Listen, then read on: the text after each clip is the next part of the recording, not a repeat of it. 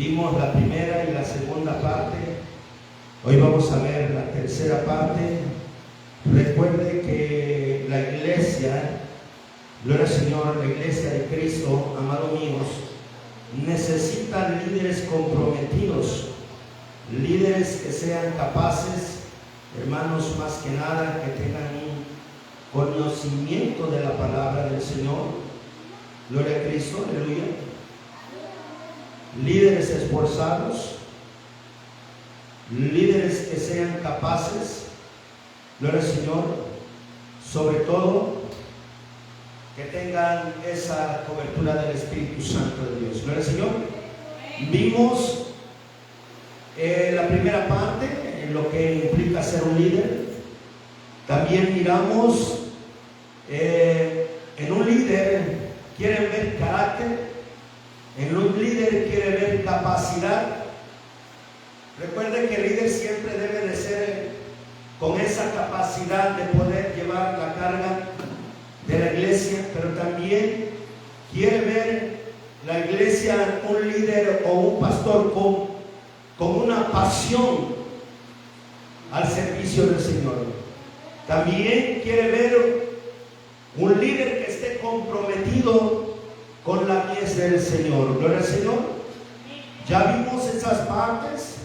Hoy vamos a continuar con la tercera parte. Gloria al Señor.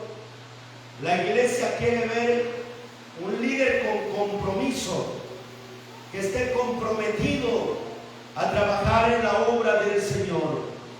Un líder que sea completamente, amado mío, comprometido en todos los aspectos, hacer un compromiso con el Señor, porque es necesario que el líder, amado mío, o el pastor de la iglesia sea un hombre comprometido. Gloria al Señor. La palabra compromiso significa, amado mío, que viene del latín compromiso. Refiere a una obligación contraída entre dos personas.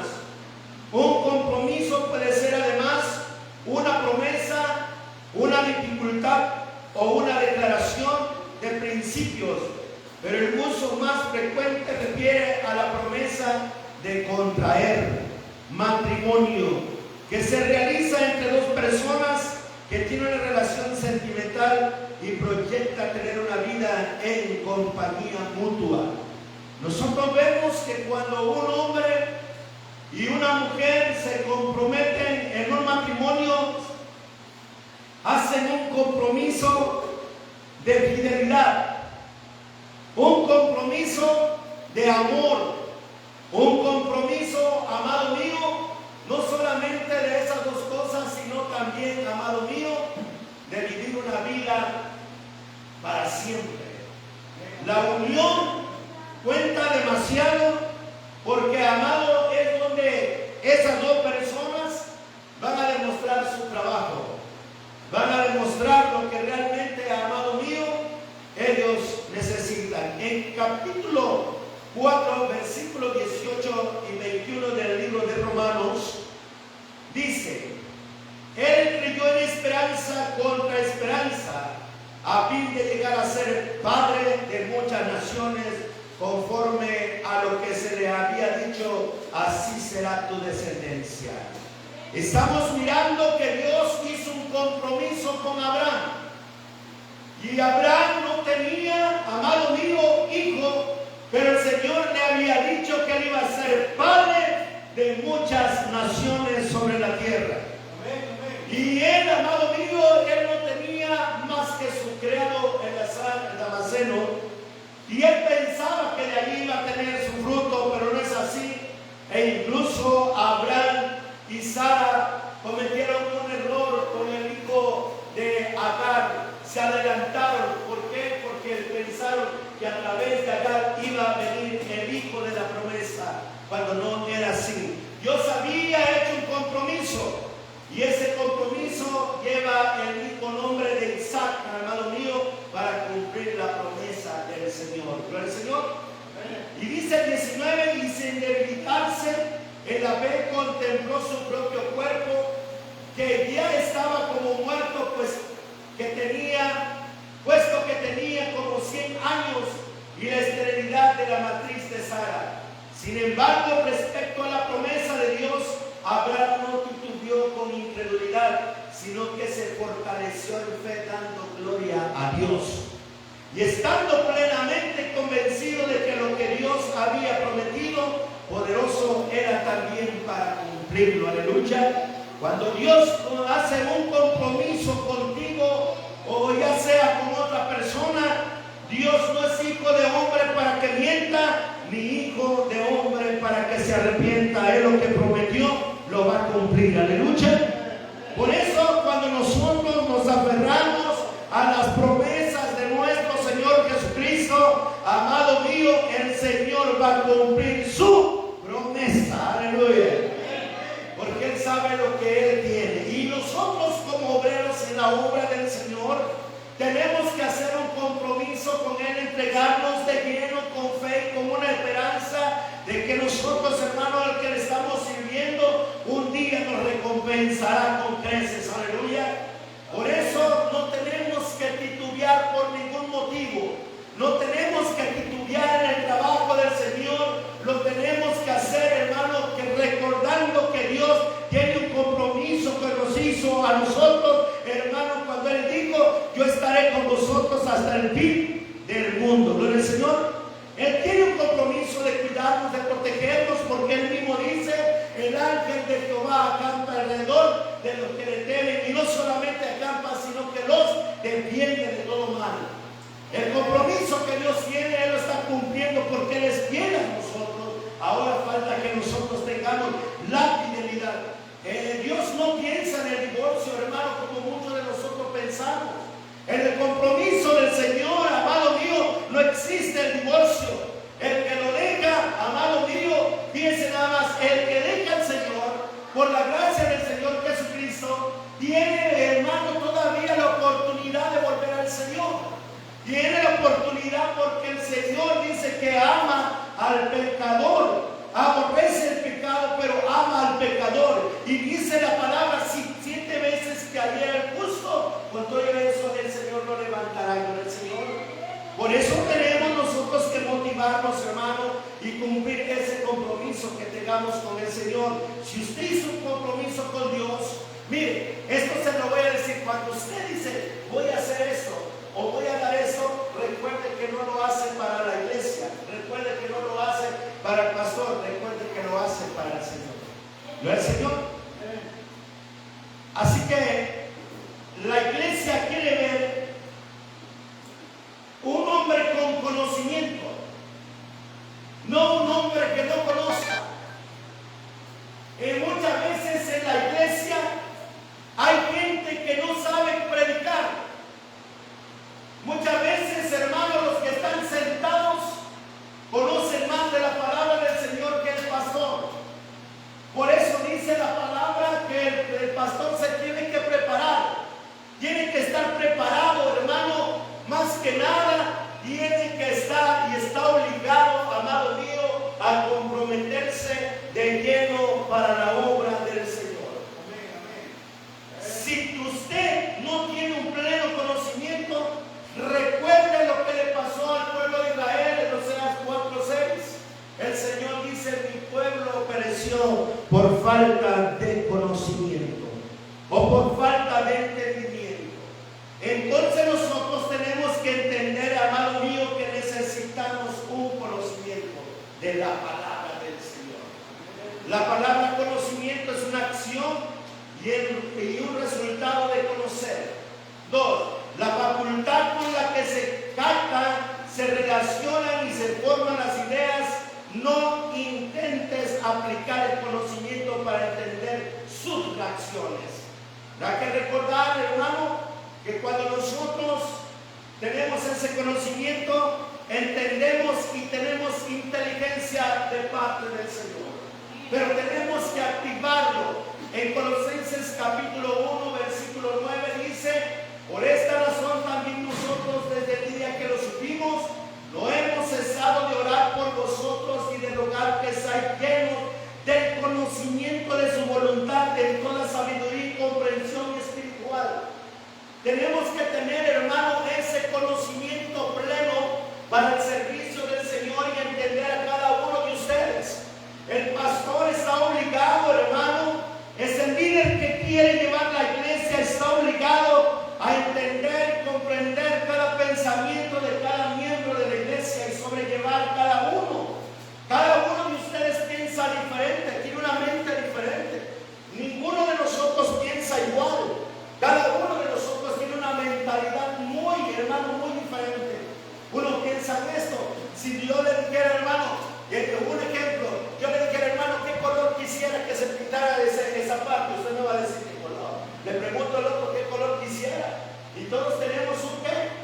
Pensamiento diferente y un deseo también diferente. Es por eso que nosotros tenemos que entender que necesitamos, hermano, la ayuda del Espíritu Santo del Señor, para que nos dé entendimiento y sabiduría y comprensión para entender a cada uno de los hermanos. El 3 dice: facultad de saber lo que es conveniente y sensato. Los niños se ponen en peligro porque adolecen del conocimiento de lo que les pueda ocurrir. El niño es atrevido.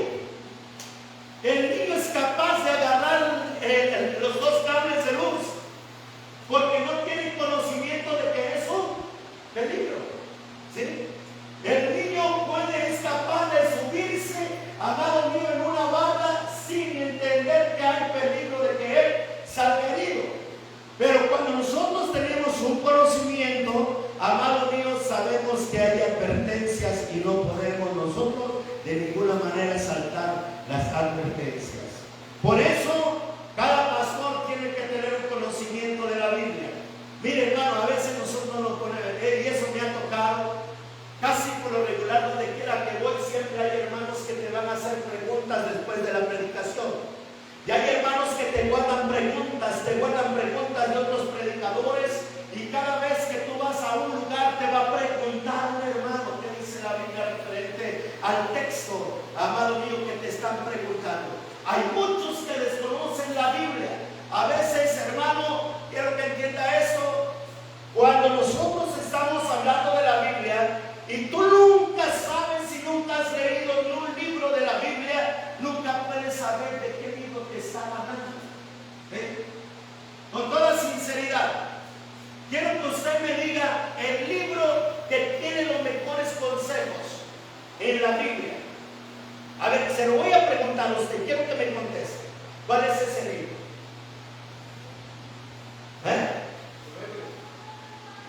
Proverbios. ¿Sí? Cuando leemos los proverbios nos damos cuenta que allí vienen los consejos de una madre. Vienen los consejos del rey Salomón, también que le escribe. Y tiene las experiencias que el rey Salomón vivió. Pero muchas veces nosotros, hermanos, aunque nos pregunten, por ejemplo, el libro que nos habla más de ciencia, ¿cuál es?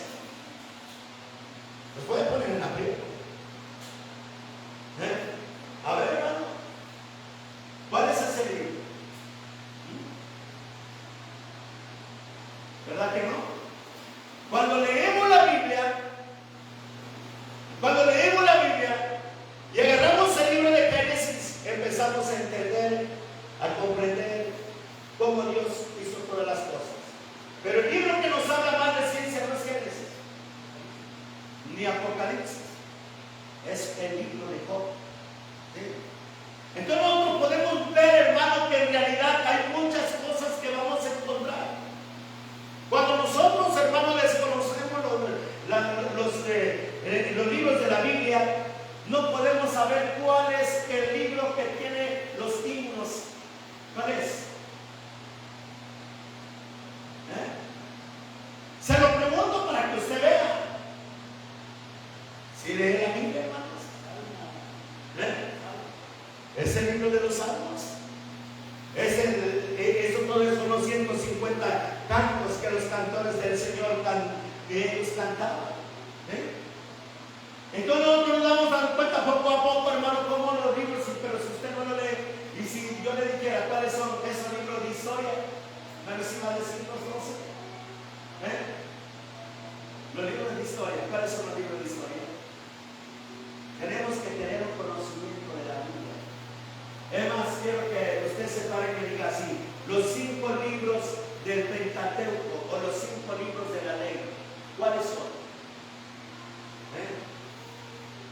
Le estoy preguntando lo más básico y lo más simple que la iglesia debe de saber.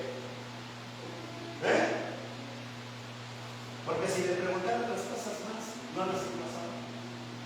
En una ocasión me pregunta uno de mis alumnos y me dice: oiga, hermano, ¿los ángeles tienen alas? Para contestar tenemos que conocer la Biblia. ¿En qué parte de la Biblia está? ¿En qué parte de la Biblia no nos dice? Yo en ninguna parte de la Biblia veo que los ángeles tengan alas. Y muchos los dibujan con alas, y los ángeles no tienen alas. Tienen alas los querubines, los serafines, pero no los ángeles. Cuidado, hermano.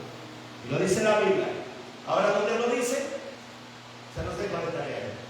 ¿Verdad, Señor? Algo les tengo que dejar, iglesia.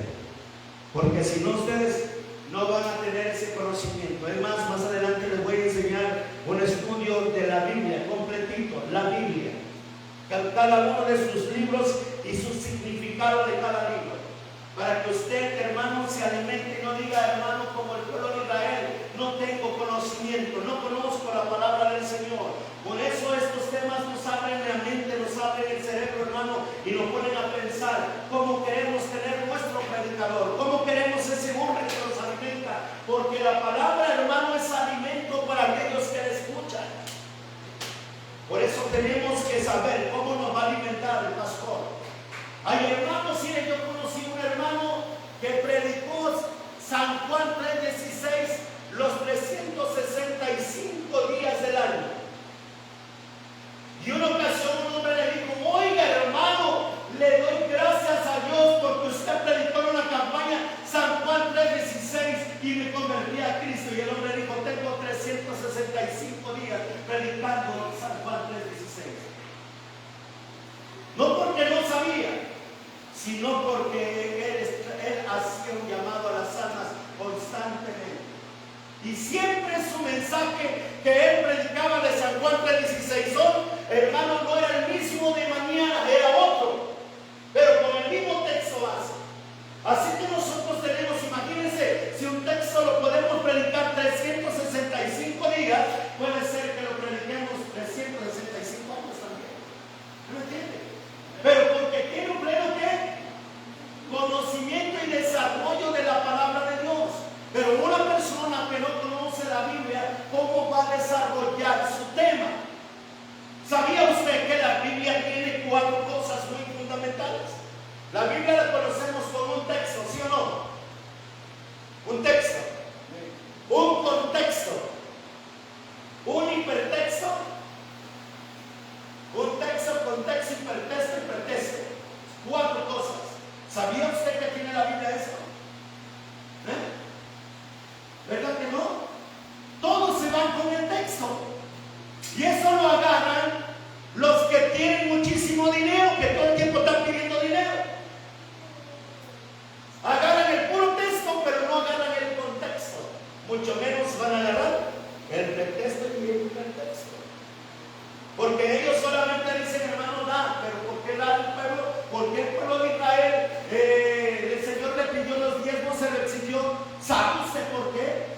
¿Sabe cuál fue el pretexto para pedírselo? ¿Sabe el hipertexto por lo cual el Señor se lo pidió? O nada más porque, hermano, yo soy el pastor de la iglesia y merezco los diezmos. ¿Dónde dice la Biblia?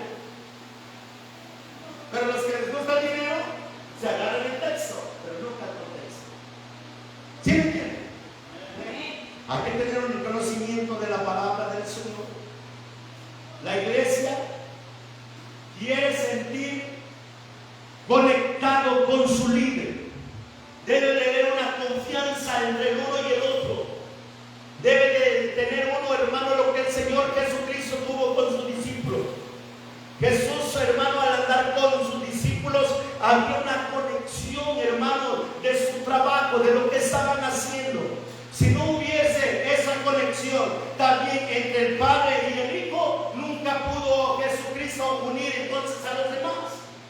Pero nosotros vemos que en el libro de Mateo, cuando el Señor se bautiza, nosotros podemos ver que había una conexión, el Padre, el Espíritu Santo y el Hijo.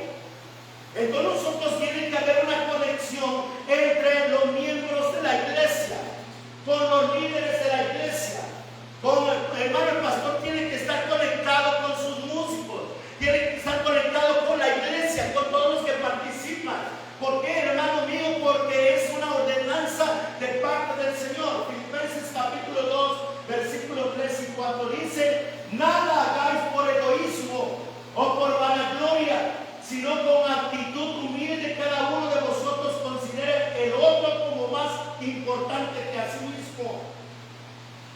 buscando cada uno sus propios intereses, sino más bien los intereses de los demás.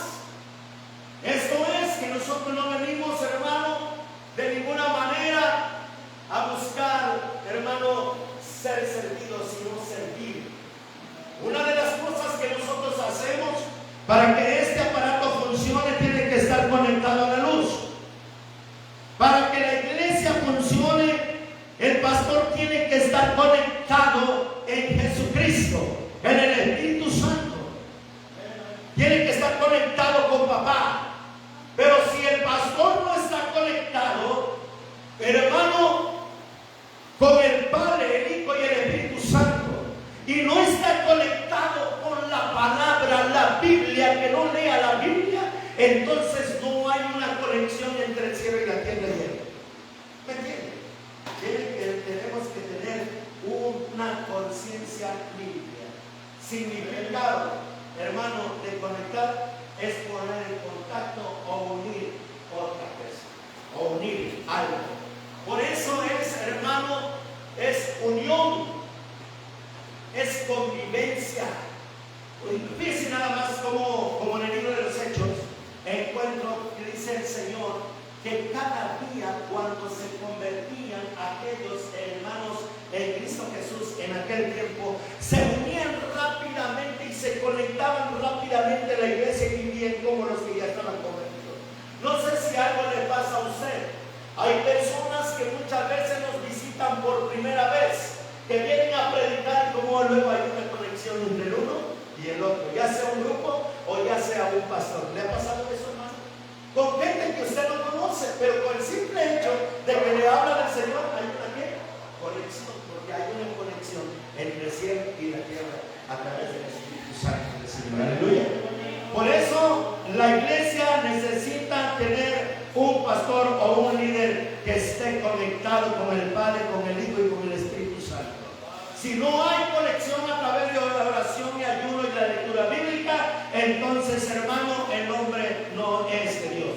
¿Gloria al Señor? Quiere ver convicciones. ¿Alguien sabe lo que es una convicción? Se lo voy a definir. Convicción es estar seguro, sin duda alguna, de que algo es verdadero. Una persona de convicciones actúa de acuerdo a ellas, se ve motivado por ellas. Las convicciones, por tanto, tienen un impacto en la manera de vivir. Tenemos que estar seguros de lo que estamos haciendo. Tenemos que estar seguros de lo que estamos realizando. Y que si nosotros, hermanos, vamos a realizar una actividad, tenemos que creer, tenemos que tener esa convicción por fe, según Hebreos capítulo 11, versículo 1. ¿Esto es la fe qué? ¿No le saben ese texto? Se ponen a pensar, ¿verdad? Lo acabo de decir, primero. Después la fe, la certeza de lo que no se ve, la convicción que se espera recibir, pero usted no lo está mirando. Por eso, mire, hermano, le voy a hacer una pregunta, iglesia. ¿Por qué creen en el Señor Jesucristo, hermana Cris? ¿Lo miró usted que murió? ¿Por qué cree en Jesucristo? ¿Lo miró? Por la fe. ¿Por qué crees en la resurrección?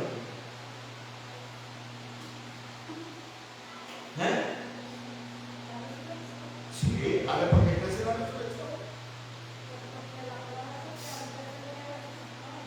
No, pero yo no te estoy diciendo que me digas cuando resucitó. ¿Por qué crees en la resurrección? Por la fe. ¿Por qué crees que Cristo está todavía sentado a la diestra del Padre intercediendo? ¿Sí que? ¿Por qué? Estás durmiendo, por fe. Estamos hablando de la fe, hermano. Pónganse al tiro. Los agarro durmiendo. A ver, prof, ¿tú por qué crees en la venida de Cristo?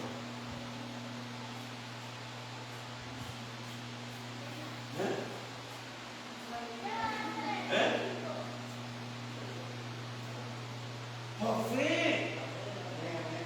Por fe. Nosotros creemos con eso, hermano. Lo acabo de explicar. Con una convicción estamos seguros que Cristo va a venir por nosotros, que Cristo va a levantar a su iglesia. Por fe. Somos salvos por fe. Tenemos una corona de vida por fe. Tenemos vida eterna por fe. No por feria, por fe. Es una convicción de aseguranza de lo que estamos predicando, que lo voy a recibir. Si la gente me dice que no, yo sí lo creo. Es la gente que te dice, no hay Dios. Yo digo que sí hay Dios. Dios no creó el mundo. Si te dice, yo sí creo que el mundo lo hizo Dios. Gente que dice, Dios no creó al hombre. Yo sí creo que Dios formó al hombre. Pues es una convicción que no lo vimos, pero lo creemos. No estuvimos con Él, pero lo creemos. Debemos de estar seguros, amado mío, por esa convicción. Después la fe, la certeza de lo que espera, la convicción de lo que no se ve, de lo oculto, de lo que está detrás de ese cielo. Hermano, ¿sabía usted que dice la Biblia que Dios usa a las nubes, usa las nubes y los cielos para cubrir su divinidad y su santidad? El Señor cubre para que nosotros no miremos. El hombre es capaz de lograr llegar, pero Dios no lo permite, porque Dios sabe, hermano, qué tiempo Él se va a mostrar al hombre. No lo vaya a buscar, Él va a venir a buscar el hombre, no el Señor. A ver, le hago otra pregunta. ¿Tú crees en los hombres?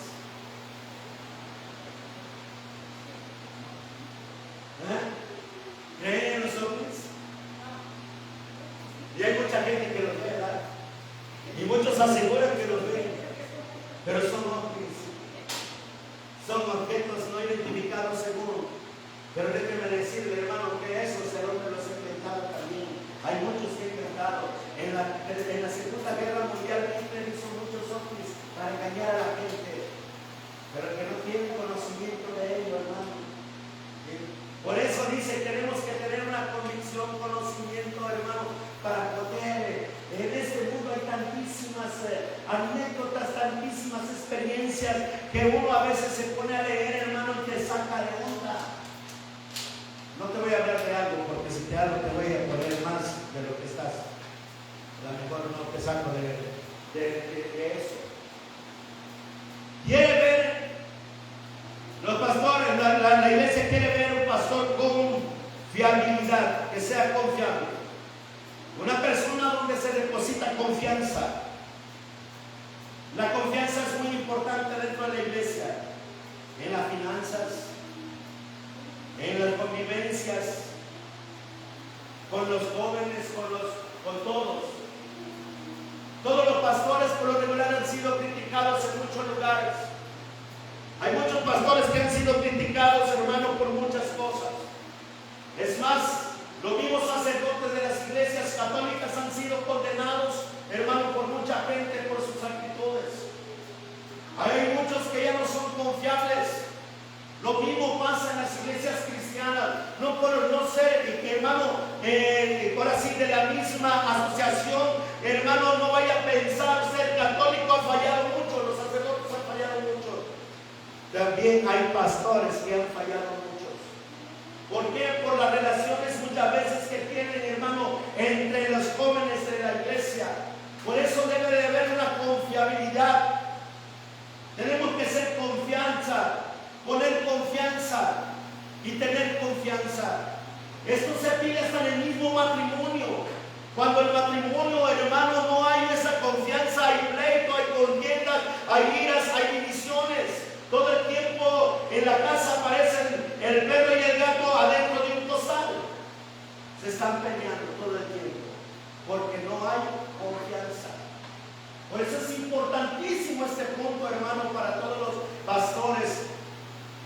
La confianza es pensar que las personas con las que nos relacionamos actúan en todo momento de la manera que consideran mejor y sin ánimo de lastimarnos.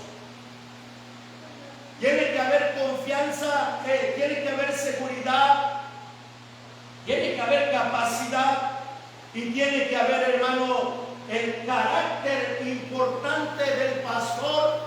Tiene que ser todo el tiempo humilde, hermano. Nunca jamás debe de sublevarse a los demás. Ninguno de los miembros de la iglesia, hermanos, son criados del pastor. El pastor tiene que tener confianza y los miembros tienen que tener confianza en una obra que se les encomiende, o hermano, en una labor que se les encomiende. Ustedes tienen que realizarlo como miembros de la iglesia, pero sí hay palabras precisas para poder decirle, hermano, ¿nos puede ayudar en eso? Pero usted no es criado, recuérdenlo. Ninguno es criado para decirle, tú me vas a hacer esto. No, somos siervos de Dios. Todos delante de Dios no hay jerarquía. Delante de Dios el pastor no es grande. Es verdad que lo alimenta usted, pero es un siervo del Señor. Y usted también es un siervo del Señor. No importa que esté sentado en esa banca. Usted tiene la misma validez. Ay, hermano, pero el pastor tiene el título de pastor. Estudió en el Instituto Bíblico. ¿Qué quiere? No lo hace más grande que usted. Ay, hermano, tiene el certificado de licenciado, tiene la licenciatura, tiene el diplomado, tiene el doctorado. ¿Eso qué importa? ¿Qué importa? ¿Sí? Él no es más grande que usted. Delante de Dios todos somos igualitos.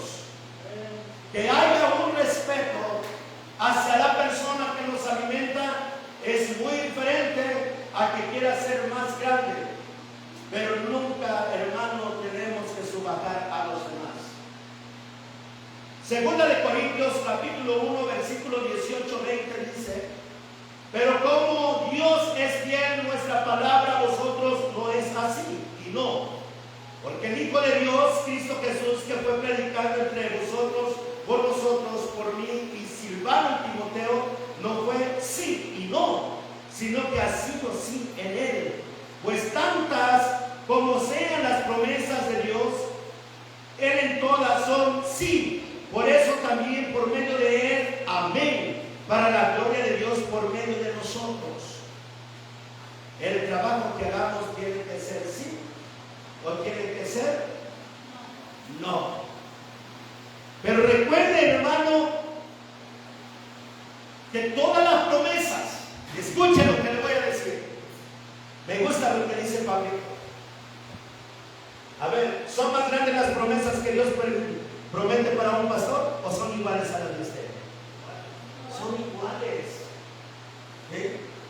La diferencia es que uno es pastor. La diferencia es que uno es pastor y el otro no quiere ser pastor. Está sentado. Esa es la única diferencia. Pero el Señor dice: el que perseverar hasta el fin, este será salvo. ¿Sí? El que perseverar hasta el fin, este será salvo. Y el Señor dice, hermano, que el que sea fiel hasta la muerte, ese será con su corona de vida. ¿Gloria al Señor? Entonces, hermano, quiero decirle esto: la confianza. En la psicología o en la psicología social, la confianza en la creencia en que una persona o grupo será capaz y deseará actuar de manera adecuada en una determinada situación y pensamiento. La confianza se verá más o menos reforzada en función de las acciones y valores.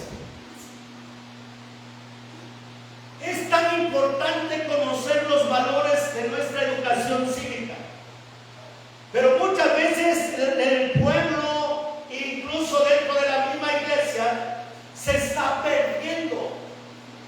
Hay algunas cosas. Una ocasión enseñé en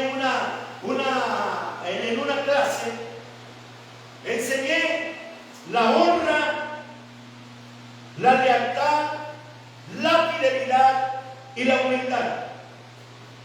Si nosotros nos ponemos a pensar, todo eso son valores cívicos. Nosotros tenemos que ser confiables y ser fieles. Tenemos que guardar honor a quien merece honor, que es el Rey de Reyes y Señor de Señores, a nuestro Señor Jesucristo.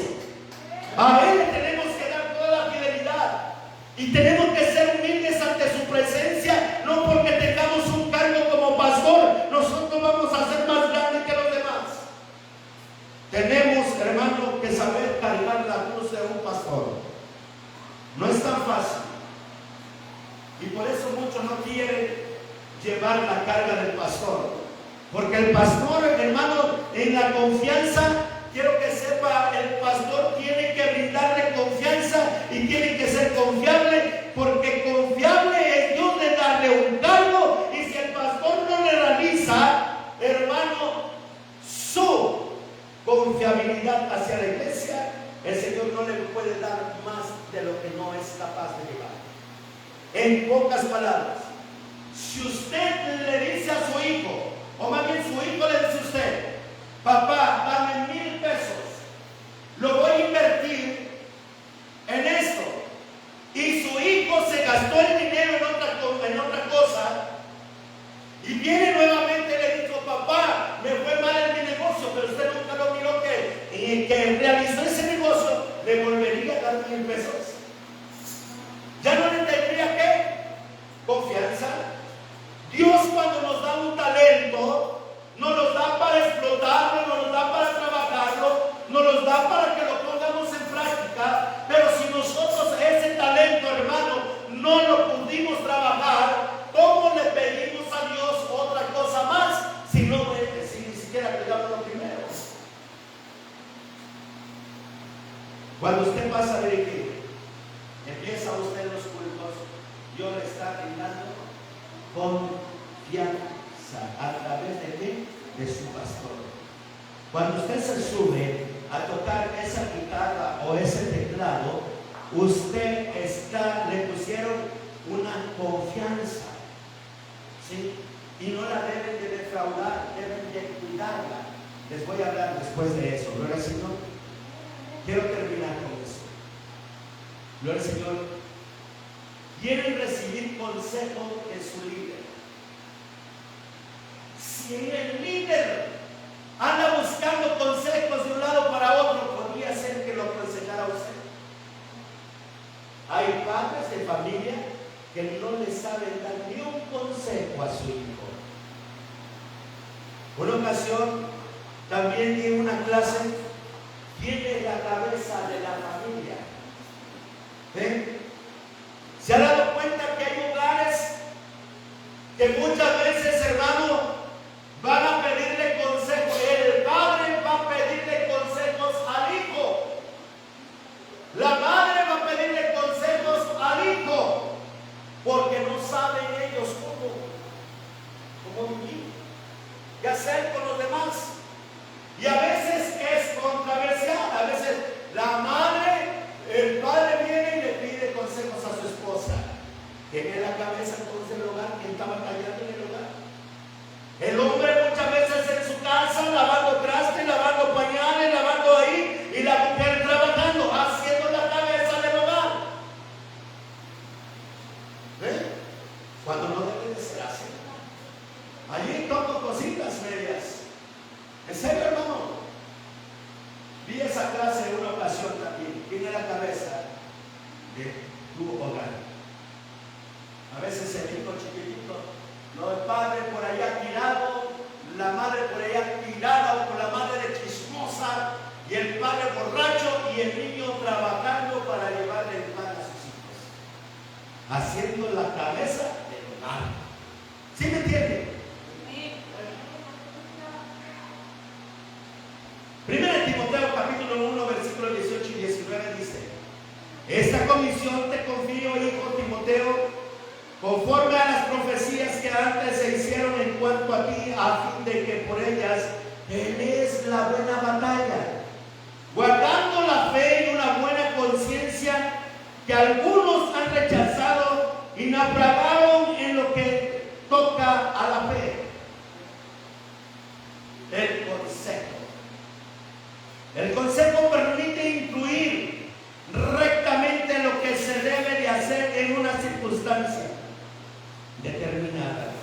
Ayuda a ser buenos consejeros de los demás, guiándolos por el camino del bien.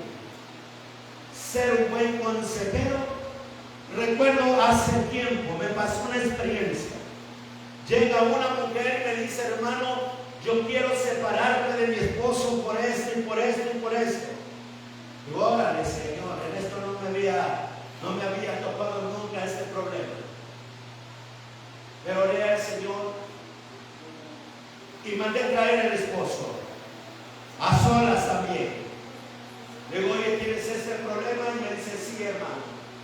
Ok, ya conocía los dos pensamientos de ambos. Ahora, ¿qué tenemos que hacer? Juntarlos a ambos para darle el consejo.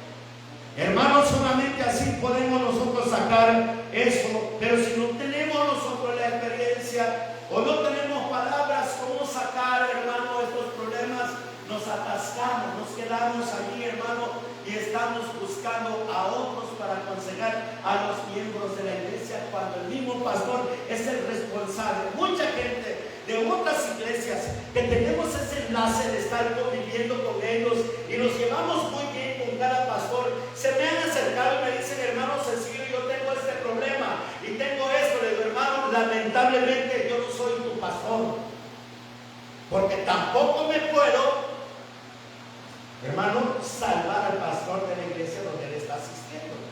Así que lo siento mucho, hermano, ve con tu pastor. Yo te aconsejo que vayas con tu pastor y él va a tener la solución. Él te va a dar la palabra precisa.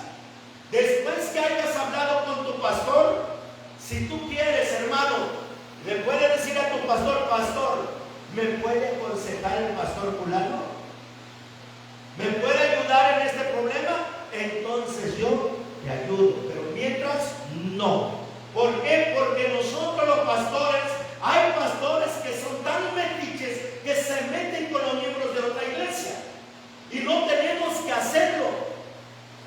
Tenemos que respetar, hermano, cada miembro de una iglesia o de una casa de oración diferente a los miembros que no vengan. Por eso dice el Señor que cada pastor conoce la voz, cada oveja conoce la voz de ¿quién? De su pastor. Entonces, hermano, con toda sinceridad, el pastor de pastores es Cristo. Pero cada miembro tiene que ir a pedirle consejo a su pastor. Es necesario que todos nosotros nos sometamos. ¿En qué? Tenemos que tener honor, tenemos que tener misión, tenemos que tener lealtad, tenemos que tener visión, tenemos que tener respeto, tenemos que tener valores. Todos los líderes de la iglesia. Si su líder no tiene, hermano, esas cualidades, porque el respeto se gana. Hay muchas cosas, hermanos, que se ganan en esta vida, y nosotros tenemos que ganarnos el respeto, la obediencia hacia Dios. El que no ama a los miembros de la iglesia o a sus líderes de la iglesia, ¿cómo dice que ama a Dios? ¿Cómo dice que ama al Señor? Es importantísimo que nosotros, cuando abrimos la boca y decimos: Señor, yo te amo, si realmente tú dices te amo, entonces ama a tu hermano que lo ves.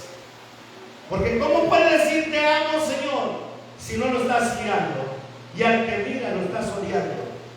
Busca primeramente el rostro de Dios para amar a los demás. Aunque te persigan, aunque te odien, aunque deseen tu muerte, tú síguelos amando en el amor de Cristo. David me da un consejo de su liderazgo. David me da un consejo de su enseñanza de la mejor escuela que él estudió. La universidad que David estudió fue la Universidad de Dios. Fue perseguido, pero él amaba a Saúl.